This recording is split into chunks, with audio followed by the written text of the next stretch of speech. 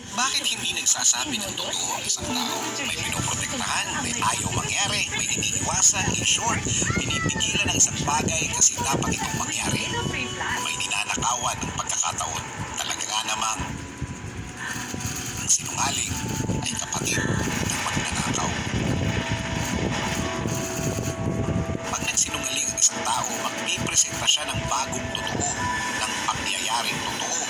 Gagawa ng storya, gagawa ng script. At ang mga taong ito, mapapansin pag nagkabukuhan, ay hahanga ka kung paano nila ginagawa ang mga bagay na yun. Ito pa ang masakit. Kung sila ang writer ng kasinungalingan na ginawa nila, sila ang lalabas na bida. Sila ang sikat, sila ang bayani, sila ang nagsasakripisyo at dapat sila ang lalabas na nahihirapan. At ikaw na biktima, itatanong mo sa sarili mo na, teka, ganun na ba ako kasama? Ganun na ba ako kawalang alam? Ganun ba ako na kawalang kwentang tao? At hindi ko na inisip na may masasaktan akong tao.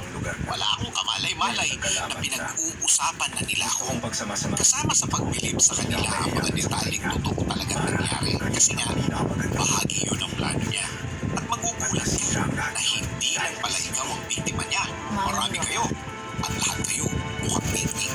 At wala siyang pakialam kung gaano kayo karami na maapektuhan. Magugulat sila at sasabihin nila, akala ko kasi yun ang totoo. At kapag nagkalabasan na ng totoo, itatanong mo, nagawa mo yun?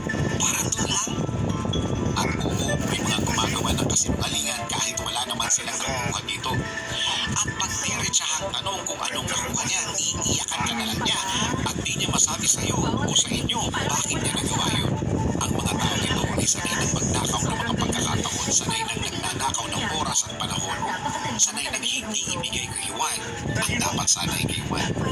At dapat maging aware sa mga paliwanag niya kasi habang nagpapaliwanag siya, maaaring hindi na naman totoo ang sinasabi niya kasi nga, talent yan.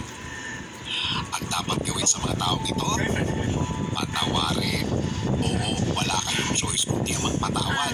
At mag-ingat.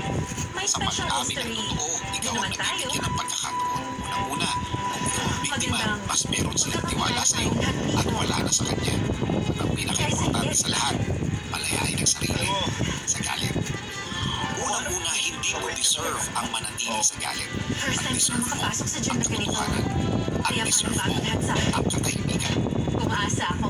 Hayaan ng Diyos na humawak sa sitwasyon. Sabi nga sa 1 Peter 3:9, do not repay evil with evil or insult with insult.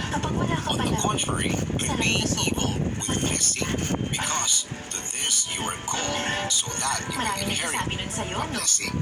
Masarap sanang umanti, masarap sanang pagbayaran niya ang ginawa niya. Hayaan na ang Diyos na humawak sa sitwasyon at alam niya kung sino ang dapat magbayad sa kasalanang nagpahirap sa iyo. Baka nga sa sarili nila, hindi na nila alam kung anong totoo at ang hindi totoo sa buhay nila. Nabubuhay na rin sila sa kasinungalingan na sila mismo ang may gawa. Sila na rin mismo ang biktima ng kanyang kasinungalingan at sarili na rin niya mismo ang nananakawan niya ng pagkakataon sa buhay. Siya na mismo ang nagnanakaw sa sarili niya. Ulitin ko, ibigay lahat sa Diyos yan. At kunin ang biyayang handog ng pagsubok ang ito. itsura ng bahay mo. Gusto ko rin kasi doon. Dahil siguro doon kaya nandito ako. At nagpapasalamat ako doon. Yan mga tol, kung napanood nyo ang Mas uri marami pa akong hahangarin pa. ng klase ng taong magnanakaw, yan ang kanilang mga palusot. Kung nagustuhan mo ang aking video ito, Lahat. pindot naman ang like, share, and subscribe ang the notification bell para laging updated. Thank you and good evening.